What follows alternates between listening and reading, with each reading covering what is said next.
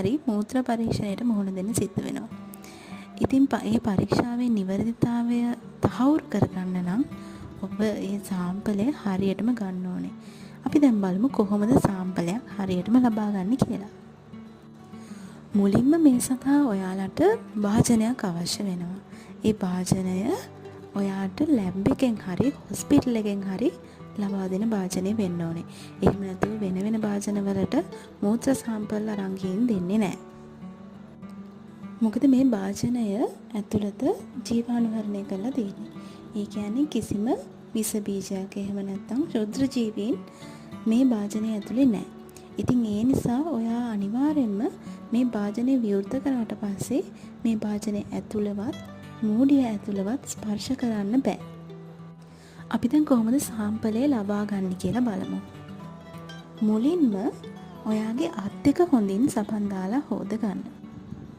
ඒ වගේම ඔයා මූත්‍රා සාම්පලයක් ලබා ගන්නකොට අපි සාම්පලය ලබා ගන්න මූත්‍රා කරන්න පටන් ගත්ත වෙලේවත් අවසාන වෙලේවත් නෙවෙයි ඊට මැද අවස්ථාවේදී.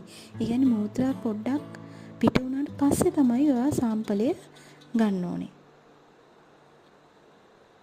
ඉතින් මෙහෙම සාම්පලය ලබා ගන්නකොට භාජනයේ මුදුනටම යනකම් මූත්‍රා පුරවන්නේ නැහැ. ඒ වගේම අනිවාර්යයෙන්ම භාජනයේ භාගයකට වඩා මූත්‍රා පිරවෙලා තියෙන්න ඕනේ. ඒත් එක මූත්‍රා කිරීම අවසන් වෙන්න කලින් භාජනය ඉවතට ගන්න ඕනේ. මොකද ඔබ මූත්‍රා කරන අන්තිම බිංදු කීපය භාජනයට වැටෙන්න බෑ. මෙහෙම සාම්පලයක් ලබා ගත්තට පස්සේ අපි ඒතා ඉක්මනින්ම ලැබ් එකට හරි හොස්පිටල් එකේ වාට සාම්පලය ලබා ගන්න කිව්ව නර්ස්ලා වෙත මේ සාම්පලය බාර දෙන්න ඕනේ. ඉතින් මේ උපදෙස් අනිවාර්යෙන් පිළිපදින්න. මොකද එහෙම නැති වුණොත් ඔයාගේ යූරින් සාම්පලය සඳහා ලැබෙන ප්‍රතිඵලය වෙනස් වෙන්න පුළුවන්. එහෙම වුණොත් ඔයාට නැවතත් මෙම පරීක්ෂණයට මුහුණ දෙන්න සිද්ධ වෙයි. දැන් අපි බලමු මොනවද වැඩිපුරම සිද්ධ කරන වැරදි මෙහෙම මූත්‍රා සාම්පලයක් ලබා ගනිද්දී කියලා. පළවෙනි එක තමයි හොඳින් මූත්‍ර ලිංගික ප්‍රදේශය පිරිසිදු කරගන්නේ නැතිකම. ඉතින් අපි හැමෝම දන්නවා මූත්‍ර ලිංගික ප්‍රදේශයේ බොහෝ ශුද්‍ර ජීවී ගහණයක් තියෙනවා. ඉතින් අපි මූත්‍රා පරීක්ෂණයක් සිද්ධ කරන්නේ බොහෝ වෙලාවට ආසාදනයක් තියෙනවද කියලා අඳුරගන්න නම් මොනවද මූත්‍රාශයේ හරි වකුගඩු වල හරි ඉන්න ශුද්‍ර ජීවීන් කියලා බලන්න.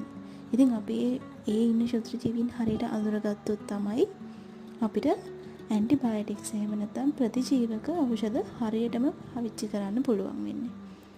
ඉතින් අපි හරියට පිරිසිදු කරගත්තේ නැත්නම් එහෙම නැත්නම් මූත්‍රා කිරීම පටන් ගැනීමේදී හරි අවසන් කරන මූත්‍රා ප්‍රමාණය භාජනයට එකතු කළොත් වෙන්නේ ඒ ලැබ් එකේදී අඳුරගන්නේ අර එළියේ ඉන්න ශුද්‍ර ජීවීන් තමයි මේ සාම්පලෙත් ඉන්නවා කියලා. ඉතින් එහෙම වුණොත් එහෙම ඔයාට ප්‍රතිකාර වැරදෙනවා. ඒ විතරක් නෙවෙයි ආයෙ පාරක් මේ පරීක්ෂණයම සිද්ධ කරගන්න වෙයි. ඉතින් ඔයාලට මේ වීඩියෝ එක වැදගත් වුණාද? එහෙමනම් ලයික් කරලා මගේ channel එක subscribe කරලා තියාගන්න. තවත් මේ වගේ වටිනා උපදෙස් අරන් එන්න. බොහොම ස්තුතියි. තවත් වීඩියෝ එකකින් නැවත හමු වෙමු.